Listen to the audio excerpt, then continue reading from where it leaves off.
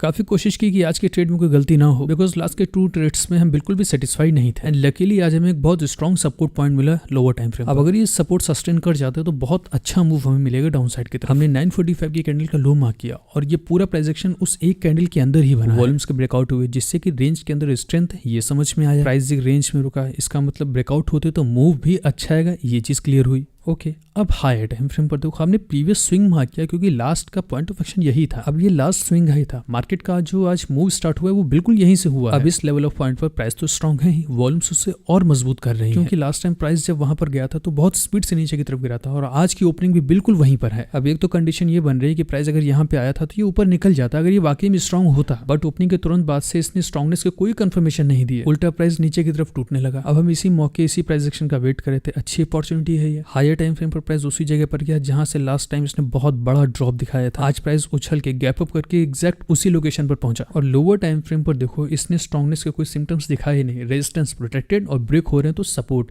Cell करने का ये बहुत अच्छा सिम्टम, बहुत अच्छा मौका होता है। अगर इसने डाउन साइड की तरफ रैली दिखाई तो पूरा गैप फिलिंग हमारा आज का टारगेट रहेगा। अब हमने अपनी इस रीडिंग को आगे बढ़ाते हुए सेम एक्सपेक्टेशन के साथ आज का ट्रेड एग्जीक्यूट किया। 700, 400, 500, 1000 बस अभी इतना चल रहा है। जस्ट स्टार्टिंग है ट्रेड की। करीब 9,500 क्वांटिटीज हमने शॉर्ट की है इसके अंदर। हमने कुछ अलग नहीं किया, सिर्फ अपने सेटअप का वेट किया पूरी ईमानदारी के साथ। अब ज्यादातर लोग मिस्टेक तो यही करते हैं, सेटअप नहीं बनता है, ट्रेड मार देते हैं और फिर कहते हैं मार्केट खराब है। मार्केट क्या करे उसमें? और दूसरी चीज ऑप्शन वगैरह छोड़ दो, चुपचाप रियलिस्टिक अप्रोच के साथ काम करो, मजा आएगा काम करने में। ट्रेड स्टार्ट हो चुका है, बहुत बड़ा मूव तो नहीं लेकिन धीरे धीरे चल रहा। वाओ, ये तो गिर पड़ा। धैर्य, पूरे पेशेंस के साथ जब तुम शिद्दत से काम करोगे तो सेटिस्फेक्शन मिलता है, प्रॉफिट तो आता ही है। ये क्या हो गया? ये ऐसे ले लेगा हमारा। नीचे जाओ, नीचे जाओ। ये लो, पेशेंस चला गया हमारा। अरे नीचे जाओ। उसके बाद फिर मार्केट नीचे की तरफ आ गई और फिर सस्टेन किया इसने काफ़ी देर तक। अब धीरे धीरे प्राइस अपने रास्ते में मस्ती से चलता रहा। अब टाइम लगता है ये सब टारगेट वगैरह मिलने में। 60 से तो मिल नहीं जाएंगे। हम टाइम फ्रेम बदल रहे हैं, कहीं 3 मिनट, 15 मिनट, 1 मिनट देख रहे हैं कि कहीं से कुछ तो मिले और इसी चक्कर में बहुत सारे लोग पैनिक होकर के एग्जिट मार देते हैं। जो होगा देखा जाएगा। अब इस ट्रेड में हम नहीं ठहरेंगे, आगे देखेंगे। ये बहुत कॉमन मिस्टेक है।